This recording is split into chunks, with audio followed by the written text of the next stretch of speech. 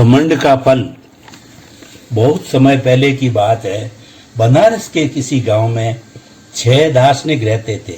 वे सभी अपने अपने विषयों में पारंगत थे, जिसके कारण उन सबको कुछ घमंड भी था कि हम तो शास्त्र के मर्मज्ञ हैं, ज्ञानी हैं, बाकी सब तो ऐसे ही हैं।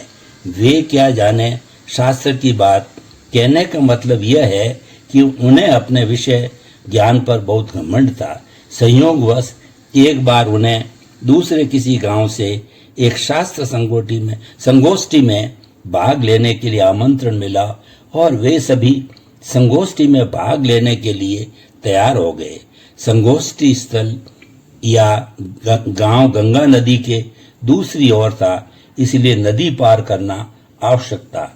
अतः उन सब ने नाव से नदी पार करने का निर्णय किया और सवार हो गए एक नाव में।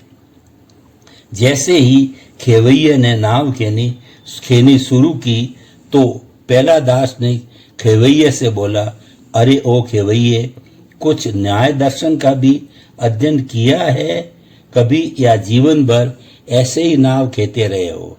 दूसरा बोला, अरे कुछ ज्योतिष का ज्ञान भी है कि नहीं? तीसरा बोला, अरे कभी जैन दर्शन भी पढ़ा है कि नहीं? चौथा बोला, अरे कभी कुछ पौराणिक कथाएं सुनी पढ़ी है कि नहीं? पांचवा बोला, अरे कुछ भूगोल खगोल का ज्ञान है कि नहीं? छठा बोला, अरे कुछ साहित्य वाहित्य भी पढ़ा सुना है कि नहीं? इस प्रकार वे सभी दार्शनिक महाशय उस खेवैये की खिल्ली उड़ा रहे थे। अरे ये क्या जाने इन सब बातों को, हरे के भाग्य में थोड़ा ही लिखा होता है। ये शास्त्र ज्ञान सभी हमारे जैसे थोड़े ही होते हैं। इसी तरह वे और भी अनाप शनाप बातें करते हुए अपने घमंड को व्यक्त कर रहे थे। खेवैया सब बातें सुन रहा था और चुपचाप नाव खेता जा रहा था। तभी उनमें से एक दार्शनिक महाशय बोले, अरे ओ गूंगे, क्या तू सचमुच गूंगा ही है? गूंगा ही हो तो ही नहीं है, कुछ बोलता ही नहीं है, या हमारी बातें सुनकर तेरी बोलती बंद हो गई है? तब खेवैया मुस्कुराते हुए बोला, हे मेधावियों, मेरे परिवार में पीढ़ी दर पीढ़ी परदादा दादा और बाप सब यही काम करते चले आए हैं। अतः हमें पढ़ने लिखने का मौका ही न मिला, बस अपना यही खानदानी काम करते आए हैं और कर रहे हैं। अतः मैं क्या जानूं ये सब बातें। यह सुनकर सभी दर्शन शिरोमणि एक स्वर में बोले, अरे तेरे बड़े नाव खेते खेते मर गए, वैसे ही तुम भी एक दिन मर जाओगे।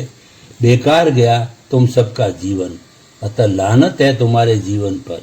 खेवैया यह सब बातें सुनकर मन ही मन बड़ा दुखी हो रहा था, क्योंकि उस बेचारे ने तो इन सब की तरह दर्शन शास्त्र पढ़ा ही नहीं था, जो कि साम्य भाव धारण कर लेता।